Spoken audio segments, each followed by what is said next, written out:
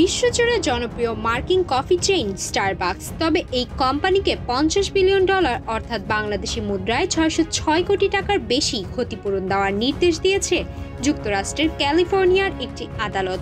এই অর্থ দিতে হবে একজন ডেলিভারি ড্রাইভারকে, কারণ স্টারবাকসের একটি গরম কফির ঢাকনা সঠিকভাবে বন্ধ না থাকার কারণে গুরুতরভাবে দগ্ধ হয়েছিলেন তিনি।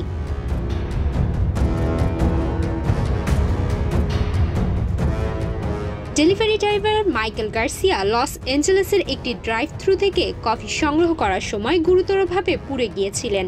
মামলার অভিযোগ থেকে জানা যায়, গরম কফি ছিটকে পড়ায় গার্সিয়া গুরুতরভাবে পুড়ে যান। এতে তার চেহারার বিকৃতি ঘটে এবং তার যৌনাঙ্গের ক্ষতি হয়।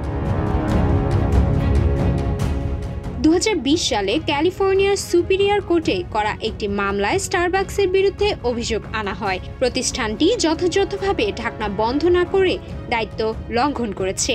গার্সিয়ার আইনজীবী মাইকেল পার্কার জানিয়েছেন, তার মক্কেল 3টি কফি সংগ্রহ করেছিলেন এবং একটি গরম কফির ঢাকনা সম্পূর্ণরূপে সুরক্ষিত ছিল না। স্টারবাকসের কর্মী যখন গার্সিয়াকে অর্ডারটি দেন, তখন ওই কফি গার্সিয়ার শরীরে পড়ে গুরুতর ক্ষতি করে।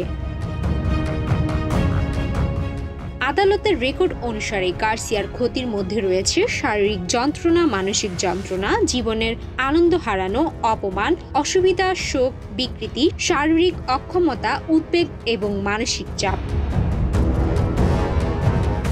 এদিকে স্টারবাকস কর্তৃপক্ষ বলছে, তারা এই রায়ের বিরুদ্ধে আপিল করার পরিকল্পনা করছে।